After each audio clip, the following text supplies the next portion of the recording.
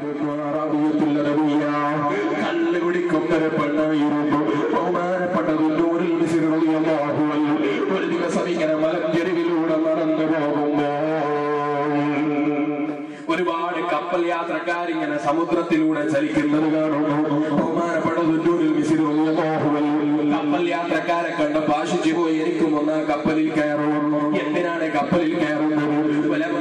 നിങ്ങൾ പണ്ഡിതന്മാർ എപ്പോഴും ചിന്തിക്കേണ്ടത് എങ്ങനെയാണല്ലോ, അവർക്കൊന്ന് വാല് പറഞ്ഞു കൊടുക്കണം, അവരെ ഒന്ന് നന്നാക്കണം, അവരെ ഒന്ന് തഖ്വയിലേക്ക് നയിക്കണം. അത് മുഅ്മിനീങ്ങളോട്, അതേ മുഅ്മിനീങ്ങളോടുള്ള അതേ പണ്ഡിതന്മാരുടെ കടപ്പാടാണല്ലോ. ബഹുമാനപ്പെട്ട ദുന്നൂറുൽ മിസ്രി റളിയല്ലാഹു അൻഹു കപ്പൽ യാത്രക്കാരെ കണ്ടപ്പോ ആ കപ്പലിൽ കയറിയൊന്ന് അവർക്ക് പ്രബോധനം നടത്തണമെന്ന് ആഗ്രഹിക്കുകയാണ്. അൽഹംദുലില്ലാഹ്, കാസർഗോഡ് ജില്ലയിൽ നിന്ന് പലരും വിളിക്കാറുണ്ട്, പലപ്പോഴും ക്ഷണിക്കാറുണ്ട്, പലപ്പോഴും ഡേറ്റിലേക്ക് കൊടുക്കാറില്ല. പക്ഷെ നമ്മളതിൽ കംപ്ലൈന്റ് പറയുന്നവരാകരുത്. ഒരു ദിവസം ഒരു തിരുവനന്തപുരത്ത് വരുന്നത് അതേ ദിവസം തന്നെ കാസർഗോഡും പങ്കെടുക്കണം എന്ന് പറഞ്ഞാൽ കഴിയില്ല. പറഞ്ഞു കൊടുത്താൽ അതിന് ഭീഷണിയാണ്.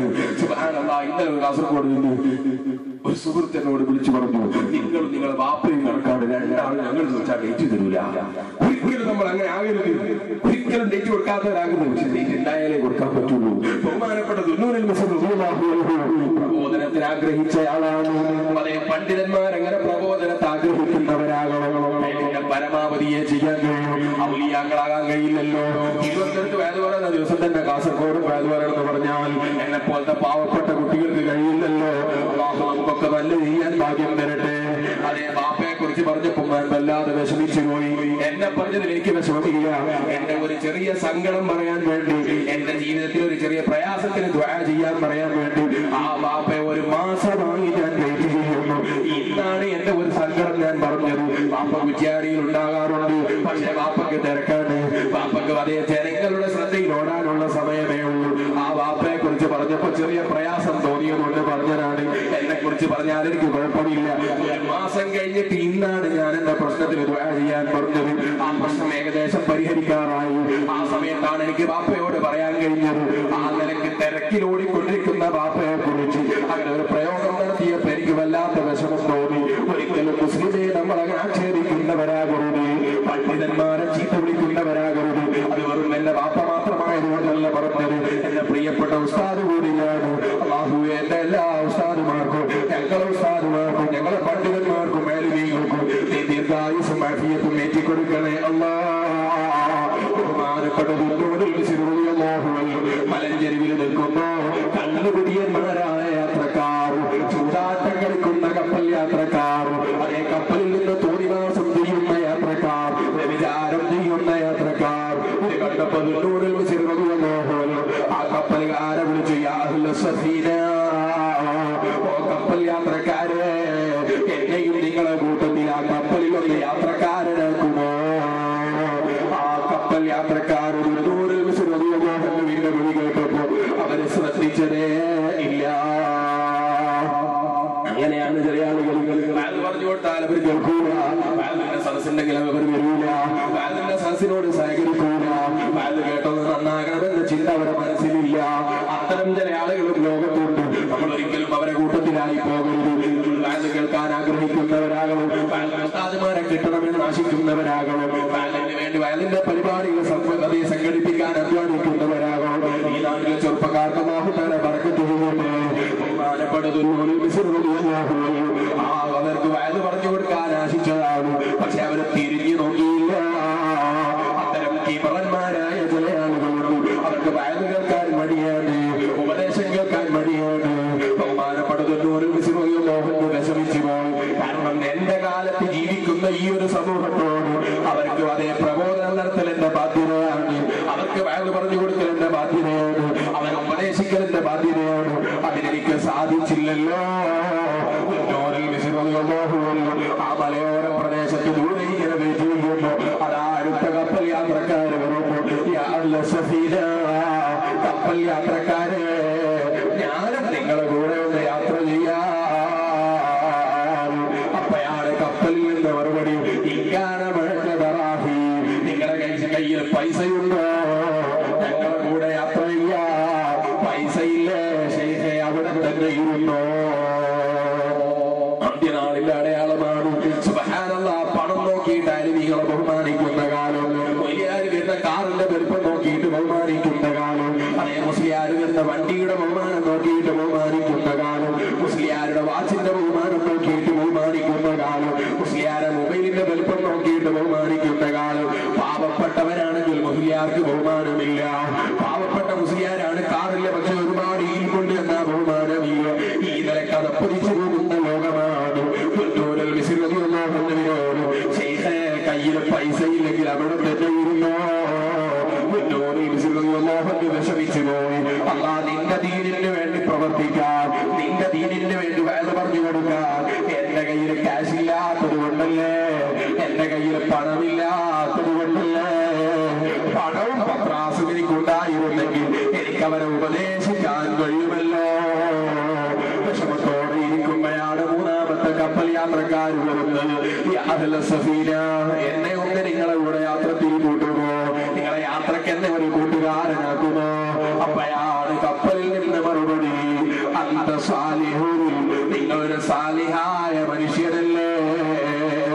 അനന്തല്ലേ നിങ്ങൾ, അന്ത സാലിഹുൻ, നിങ്ങളൊരു സാലിഹായ മനുഷ്യരാണ്.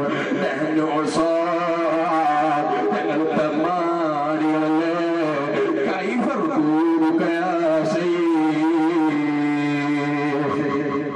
ഇത്ര വലിയ സാലിഹായ ശൈഖായ നിങ്ങൾ എങ്ങനെയാണ് തെമ്മാടികളായ നമ്മളെ കൂടെ യാത്ര ചെയ്യുക?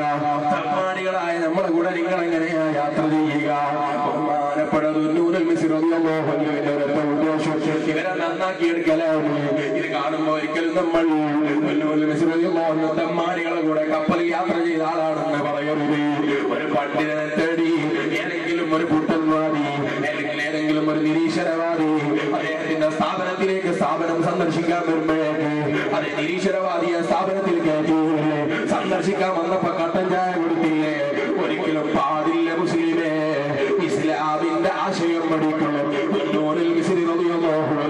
അതേ, ആ തമ്മാടികളെ കൂട്ടത്തിലാണ് കയറുന്നത്.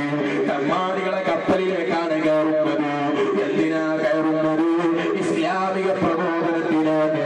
അപ്പൊ കപ്പലിന്റെ ഉള്ളിൽ നിന്നൊരാൾ ചോദിച്ചു, നമ്മളെ കൂടെ യാത്ര ചെയ്യാൻ സമ്മതം തരാം, ഒരു ഡിമാൻഡ് ഉണ്ട്. എന്താ ഡിമാൻഡ്? എന്താണ്? നമ്മളെ കൂടെ കപ്പലിൽ യാത്ര ചെയ്യണമെങ്കിൽ ഒരു ഡിമാൻഡ് ഉണ്ട്. ഞങ്ങൾ ചെയ്യുന്ന തമ്മാടിത്തരൊക്കെ നിങ്ങളും ചെയ്യണം. ഒന്ന് മോളി. എന്തിനാ മോളിയത്? അതെ, ഞാൻ അതെ ചെയ്യുമെന്നല്ല പറഞ്ഞത്, അതെ ചെയ്യൂല എന്നുള്ള അർത്ഥത്തിലാ പറഞ്ഞത്. അതെ, അവർക്ക് തിരിഞ്ഞാ പിന്നെ കപ്പലിൽ കയറ്റൂല. തിരിയാത്ത രൂപത്തിലൊരു സംസാരം സംസാരിച്ചു. കപ്പൽ യാത്രക്കാരുടെ കൂടെ കയറിയപ്പോൾ അപ്പോഴാണ് കപ്പലിൽ നിന്നൊരു പെണ്ണ് ഉറക്കെ വിളിച്ചു പറയുന്നത്, തൊണ്ണൂറിനെ പഴപ്പിക്കുന്ന കാര്യം ഞാൻ ഏറ്റെടുത്തു. അതിൽ നിങ്ങൾ ടെൻഷൻ ആകേണ്ടതില്ല. കപ്പൽ യാത്ര തുടരട്ടെ. കപ്പൽ സമുദ്രത്തിന്റെ മധ്യത്തിലെത്തിയപ്പോഴാണ് ഒരു ചെറുപ്പക്കാരൻ കള്ളിന്റെ കോപ്പ കയ്യിലേക്ക് പിടിച്ചു അത് ആ വായിലേക്ക് വെക്കുന്നു. ഒരു കോപ്പയിലേക്ക് വെച്ച് തൊണ്ണൂറിൽ മിസിനോദിന്റെ കയ്യിൽ കൊടുത്തിട്ട് പറഞ്ഞു, കുടിക്കൂ ശൈഖേ, കള്ളിന്റെ കോപ്പ കുടിക്കൂ ശൈഖേ. ഞാനത് കുടിക്കൂല. അല്ല ലോകത്ത് ഒരുപാട് വെള്ളം വെച്ചിട്ടു അല്ല എന്നോട് കുടിക്കല്ലെന്ന് പറഞ്ഞ വെള്ളം കള്ളാണ്. ആ കള്ള് കുടിക്കാൻ എന്നെ നോക്കണ്ട. അപ്പയാണ് ഈ പെണ്ണയിലേക്ക് പറയുന്നത്, കള്ളിന്റെ കോപ്പ എന്റെ കയ്യിലേക്ക് തരൂ. ഞാൻ എന്റെ ഭംഗിയെടുത്ത് കാണിക്കുന്ന രൂപത്തിൽ, എന്റെ ശരീരമെടുത്ത് കാണിക്കുന്ന രൂപത്തിൽ, ആകർഷണീയമായ രൂപത്തിൽ തൊണ്ണൂറിന്റെ അടുക്കൽ പോയി കുടിക്കാൻ പറഞ്ഞാൽ തൊണ്ണൂറ് കുടിക്കാതിരിക്കില്ല. കള്ളിന്റെ കോപ്പ എന്റെ കയ്യിലേക്ക് തരണം. ഏതാണ് ഈ പെട്ടെന്നറിയുമോ? റാബിയത്തുൽ അദവിയ്യ, വലിയ മഹതിയായ പെണ്ണാണ്. അല്ലാഹുവിനെ സ്നേഹിച്ച് വലിയ കറാമത്ത് കാണിച്ച പെണ്ണാണ്. ആ റാബിയത്തുൽ അദവിയ്യ കള്ള് കുടിക്കുന്ന കാലമായിരുന്നു. സ്വന്തം കള്ള് വായിലേക്ക് വെച്ച് കുടിക്കുന്നു. അതേ തൊണ്ണൂറ് മിസ്രിയുടെ അടുക്കലേക്ക് പോയിട്ട് പറയുന്നു, കുടിക്കൂ ശൈഖേ. ബഹുമാനപ്പെട്ട തൊണ്ണൂറിൽ എനിക്ക് വേണ്ട. അപ്പോഴാണ് പെണ്ണിന്റെ മറുപടി, ഇത്ര ടേസ്റ്റുള്ള വെള്ളം വേറെ കാണാനില്ല, ഇത്ര രുചിയുള്ള വെള്ളം വേറെ കാണാനില്ല.